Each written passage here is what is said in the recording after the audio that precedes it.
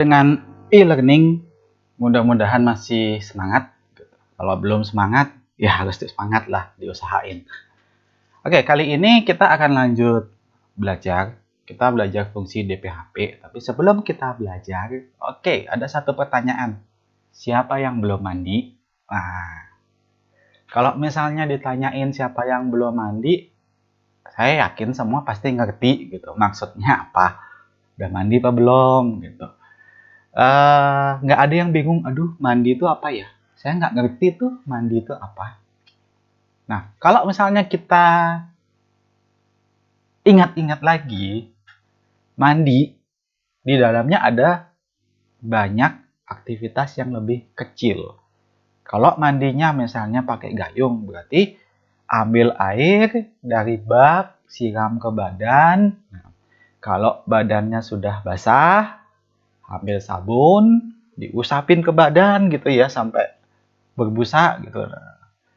Nanti setelah itu ambil air lagi dari bak, siram lagi ke badan. Nah, lakukan sampai nggak ada mukanya gitu, bukan nggak ada bekas sabunnya. Setelah itu keringkan badan pakai handuk. Nah, itu aktivitas itu yang dibilang mandi. Tapi begitu saya sebutin atau begitu saya tanyain Anda sudah mandi, saya yakin Anda ngerti maksud saya apa. Malah kalau misalnya saya mau nanyanya, oke, ada yang sudah ngambil air dari bak, siram ke badan, terus ambil sabun, usap ke badan sampai berbusa, ambil air dari bak, siram ke badan. Mungkin Anda mikirnya, ini orang ribet amat sih. Bilang aja mandi, orang juga udah pada ngerti, gitu kan. Nah, itu kalau dalam kehidupan realnya. Bagaimana dengan codingnya? Nah, yang Anda lakukan selama ini itu adalah aktivitas yang kecil-kecil. Jadi ambil air dari bak, siram ke badan, nah, seperti itu yang Anda lakukan.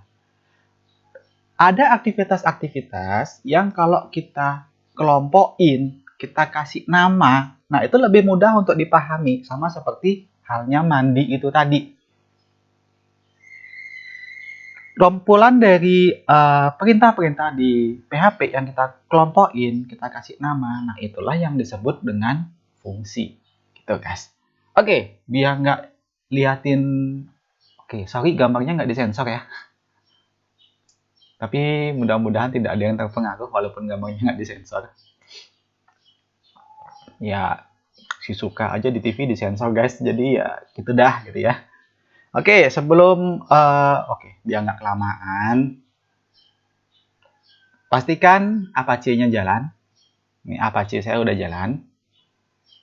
Terus, kalau Apache-nya udah jalan, kita ke Sublime Text atau gunakan editor favorit Anda, simpan nama fungsinya itu misalnya coba fungsi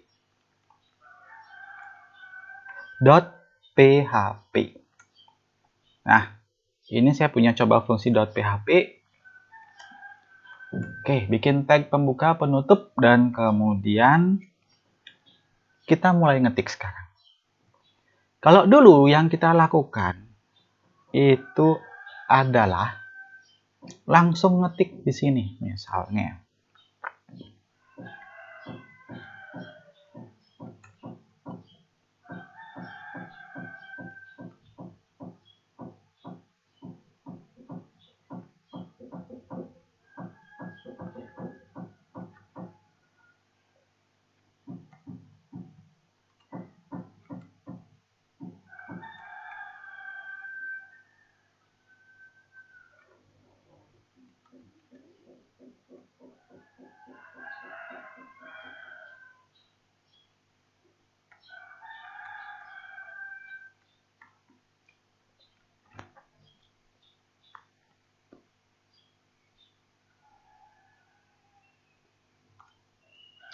Contoh kayak gini.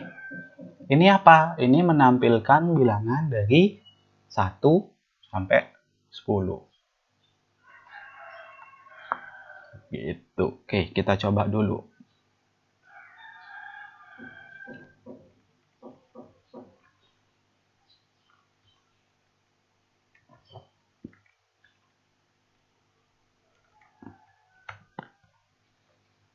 Oh, namanya salah. Sorry.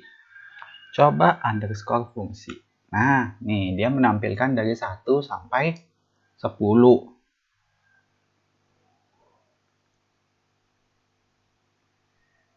Untuk dapat memahami ini, Anda harus baca kodenya. Kalau kodenya ada 100 baris, ya silakan Anda baca 100 barisnya, kemudian Anda pahami. Ini sebenarnya ngapain? Terus ada cara yang lebih mudah nggak untuk memahaminya? Ada yang tadi, ini kita kelompokin, kayak gini. Kita bikin fungsi. Bikin fungsi itu diawali dengan kata kuncinya function. Cukup ketik fun aja. Nanti kalau pakai Sublime Text dia udah muncul, tinggal di enter. Nah, ini publiknya nggak usah ya. Function. Nah, kemudian di sini sudah ada bantuannya function name. Misalkan tampilkan bilangan. Yang ini nggak usah diisi dulu. Nah, kemudian ada kurung kerawal. Nah, ketikkan kode. Apa yang dilakukan ketika fungsi ini dipanggil? Anda ketikkan di sini yang tadi aja, paste. Rapiin dikit kodenya. Nah, dah. Mungkin saya lebih familiar kalau ini di samping. Nah, saya punya fungsi namanya tampilkan bilangan.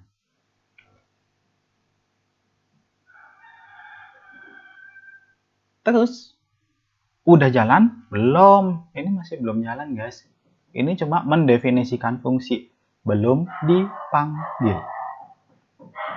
Terus gimana cara manggilnya? Cara manggilnya ya kita ketikkan namanya. Tampilkan bilangan. Ini namanya. Karena ini fungsi, kurung buka, kurung tutup, dan selesai. Nah, apa yang dilakukan? Kalian tutup mata aja, yang ini yang nggak ada. Dianggap nggak ada.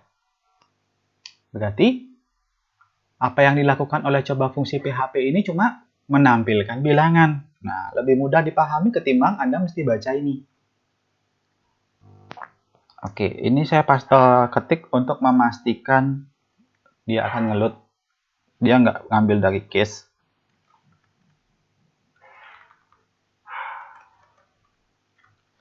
Nah, ini nanti, atau mungkin ini saya ganti jangan 10 tapi gini aja kali ya. Jadi biar nanti bisa kita bisa melihat bahwa di sini tuh emang ada perubahan. Kalau kita coba,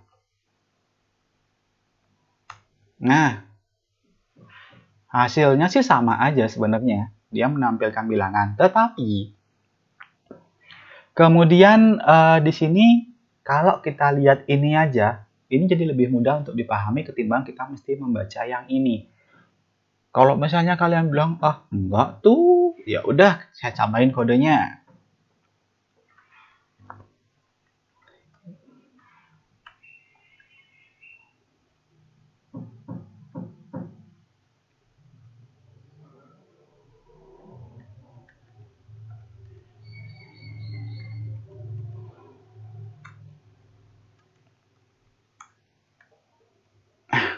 Oke, kayak gini. Mungkin ini saya tambahin lagi.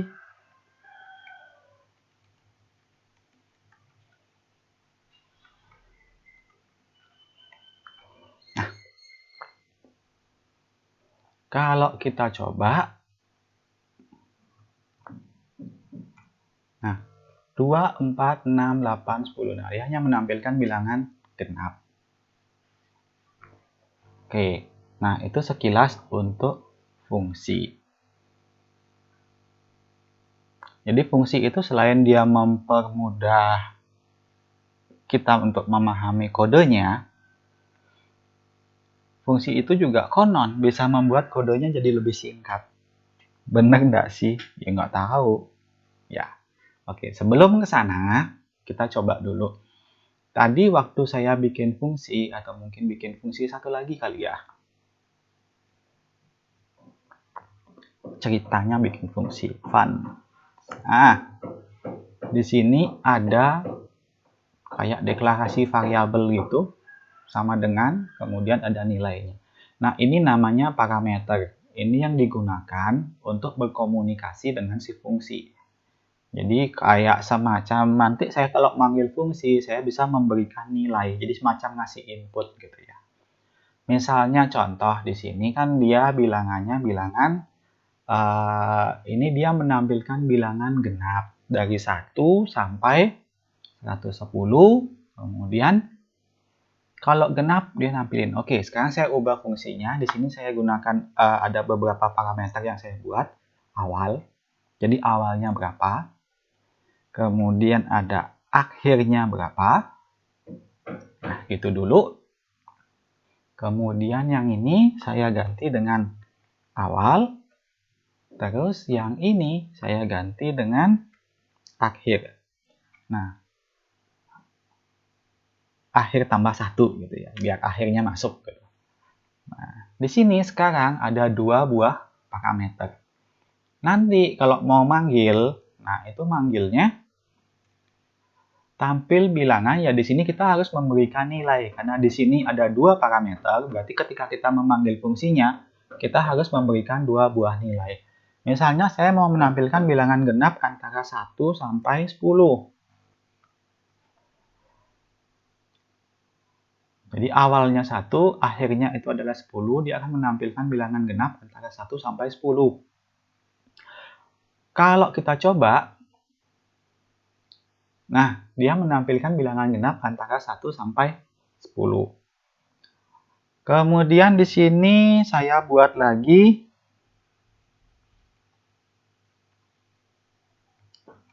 buat baris baru gitu. Saya menampilkan bilangan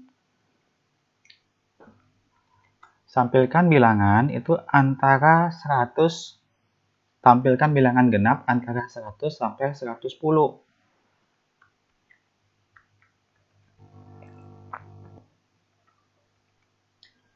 Kalau kita lihat hasilnya,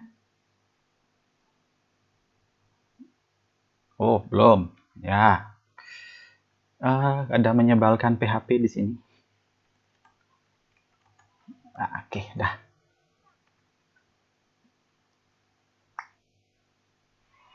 Oh, masih belum. Udah gini aja, bikin yang baru aja.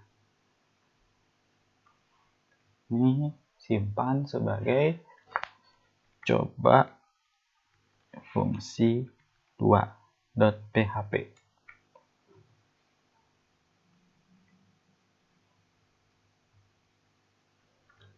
Nah, dia menampilkan nih ya, bikin baris baru, kemudian antara 100 sampai 110. Kemudian bikin lagi, biar nggak ribet, bikin lagi aja.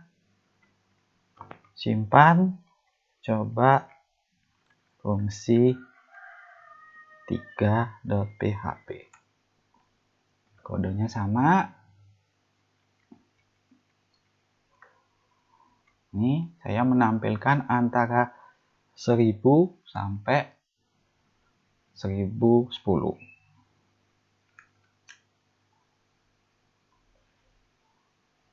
Kalau kita coba, hasilnya itu adalah, nah ini 1000 sampai 1010.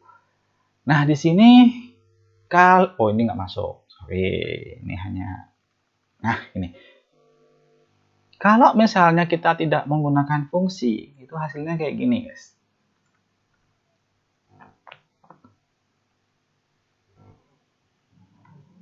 Atau mungkin saya dicoba fungsi 2 ya.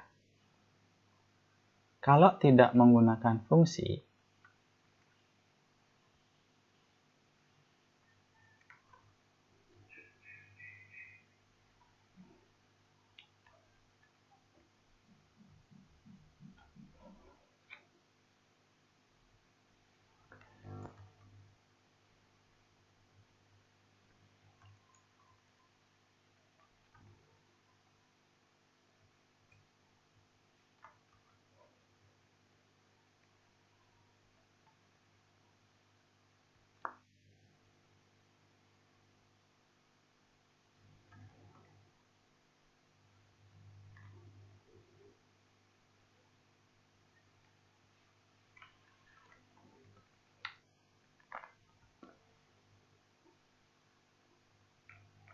Nah, kalau tidak menggunakan fungsi, ini kodenya jadi seperti ini. Bandingkan dengan kalau kita menggunakan fungsi. Kalau kita menggunakan fungsi, ini kodenya seperti ini. Mana yang lebih mudah dipahami? Yang menggunakan fungsi. Kalau menggunakan fungsi, ini tutup mata aja. Pokoknya taunya, tampilkan bilangan itu adalah menampilkan bilangan genap antara ini sampai sini. Udah, cukup itu yang ditauin. Cara manggilnya, tampilkan bilangan dalam kurung awalnya, koma akhirnya. Mana yang lebih mudah dipahami? Ini atau ini? Kalau saya sih, saya lebih mudah memahami ketika menggunakan fungsi. Nih ya. Dan kalau misalnya ini diubah pun, pakai fungsi itu gampang. Contoh, saya ingin mengubah, jadi kalau di sini kan dia menampilkan bilangan genap ya. Saya maunya menampilkan bilangan kelipatan tertentu. Menampilkan bilangan kelipatan tertentu. Ya, gampang aja. Kalau habis dibagi 2 berarti dia kelipatan 2 atau bilangan genap. Kalau misalnya di habis bilangan tertentu, nah, misalnya saya bilang bilangan gitu ya. Terus bilangannya itu nanti ya suka-suka yang manggil fungsi. Dia mau ngasihnya berapa? Nih. Oke, contoh. Antara 1 sampai 10 tampilkan bilangan yang habis dibagi 2 alias bilangan genap. Antara 100 sampai 110 saya maunya yang habis dibagi 5. Antara 1000 sampai 1010 saya maunya bilangan yang habis dibagi 3. Udah, selesai.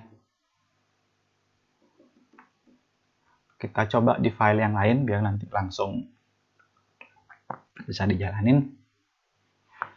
Coba fungsi 4.php. Ini ya. Berarti nanti ketika dijalanin, ya tinggal dipanggil aja coba fungsi 4.php. Nah, ini bilangan yang habis dibagi 2 antara 1 sampai 10. Ini bilangan yang habis dibagi 5 antara 100 sampai 110. Ini bilangan yang habis dibagi berapa tadi? 3. Antara 1000 sampai 1010. Gampang. Kodenya pun kalau dilihat 1 ini sampai 16 baris, 17 lah ya dari awal sampai penutupnya itu ada 17. Yang ini udah lebih. Kemudian kalau misalnya dilihat, oke ini habis bagi 2, ini habis dibagi 5, ini habis dibagi 3. Gimana kalau saya tambah? Yang ini ada 10 gitu misalnya. Kalau menggunakan fungsi, kita bisa gampang untuk melihat dan memahaminya gampang. Ini nama fungsinya, tampilkan bilangan, ini awalnya, ini akhirnya, ini dia habis dibagi berapa. Mau lihat sekilas aja udah tahu, gampang. Tapi kalau misalnya menggunakan ini, kita harus baca. Paling nggak yang dibaca ada 2 baris ini. Informasi yang didapat 1, 2, dan 3. Ada 3 yang mesti dicari tahu. Nah, ini yang kalau tidak menggunakan fungsi. Sehingga kalau tidak menggunakan fungsi, 1 lebih panjang, 2 lebih ribet. Pakai fungsi jadi jauh lebih gampang. Nah, ini sudah saya tunjukkan. Kemudian, di dalam satu file PHP bisa jadi ada beberapa buah fungsi. Beberapa buah fungsi. Oke, kita buat. Coba fungsi 5.php.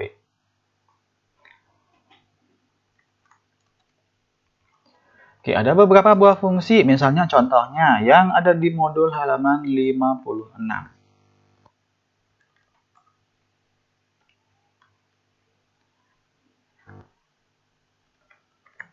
Volume, nah di sini dia minta ada 2 parameter,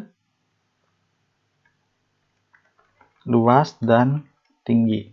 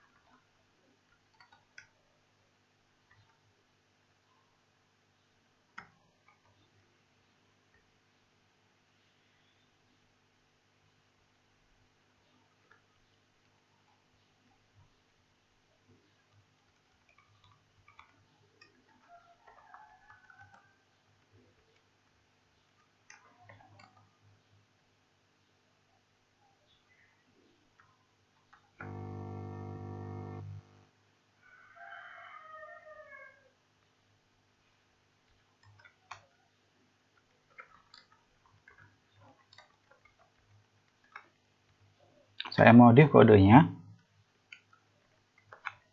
Nah, kayak gini. Kemudian mungkin kita kasih baris baru gitu ya, biar lebih enak aja nanti untuk lihat outputnya.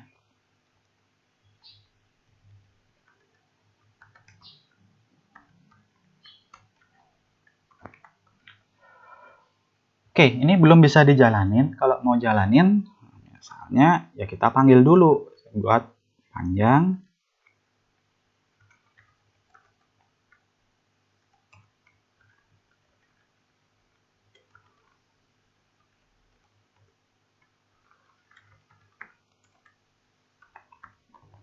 Oke, kalau mau manggil luas persegi ya tinggal dipanggil aja fungsinya luas persegi. Nah, kasih deh parameternya.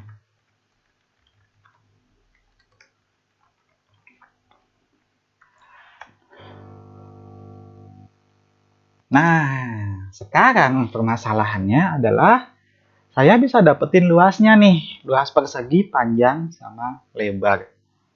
Hasilnya berapa? Nah, ini hasilnya nggak bisa diambil, walaupun nanti dia ditampilin. Oke, saya panggil dulu aja. Ini saya mau manggil volumenya, sekarang saya bingung.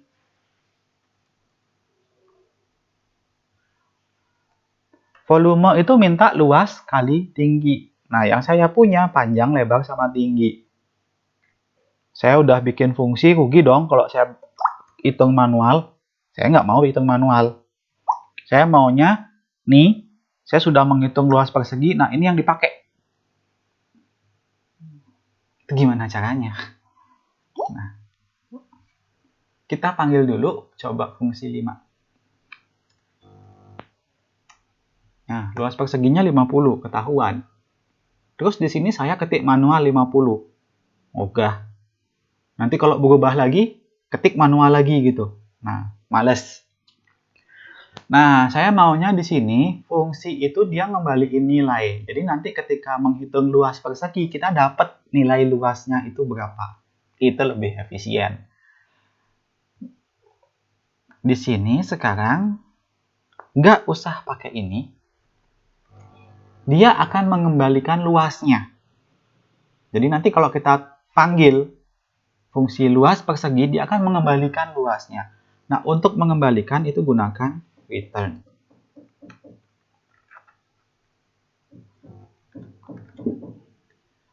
Di sini fungsi luas itu mengembalikan suatu nilai. Karena dia mengembalikan nilai, nilai yang dikembalikan itu bisa saya simpan ke variabel. Sehingga sekarang saya bisa gampang manggil volume, atau mungkin di sini tak. Nah, ini variabel luas ini adalah dari sini, atau mungkin saya bedain.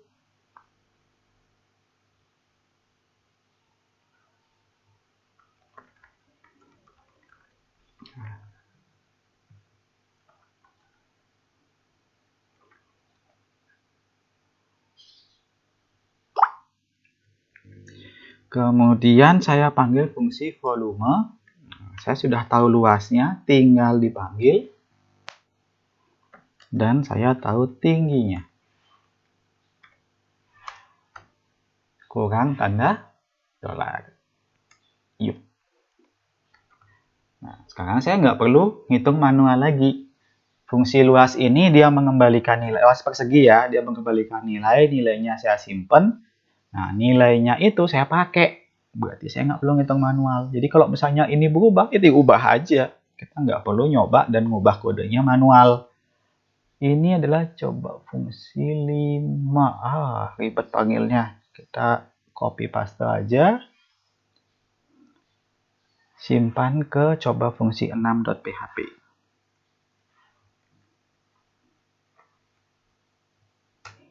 Nah, kita panggil sekarang coba fungsi 6.php.